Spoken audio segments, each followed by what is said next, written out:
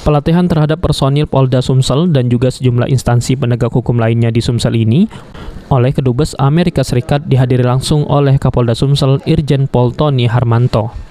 Dengan pelatihan ini, Kapolda menginginkan bisa meningkatkan kemampuan personil Polda Sumsel serta melakukan tukar pikiran dengan pihak Amerika Serikat, khususnya dalam menumpas kejahatan transnasional yang ada di Sumsel saat ini.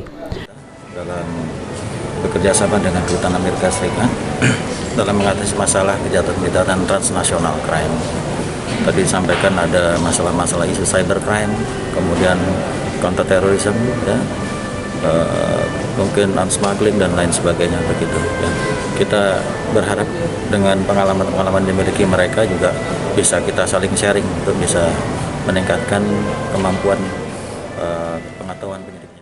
Sementara itu, salah satu perwakilan Kedutaan Besar Amerika Serikat berharap dengan kegiatan ini bisa meningkatkan hubungan yang selama ini telah terjalin dengan Indonesia guna menuntas kejahatan transnasional yang ada.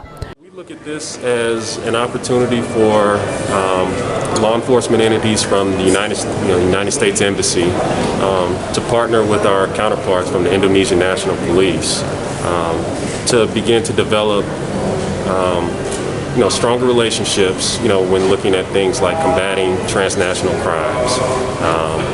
Those are two big threats that are not only to Indonesia, but threatening to the United States as well. So anything that we can do to partner together to combat illicit crimes, whether that be in the traditional sense or in the cyber realm, we look at that opportunity to build relationships together as only beneficial for both Indonesia and the United States.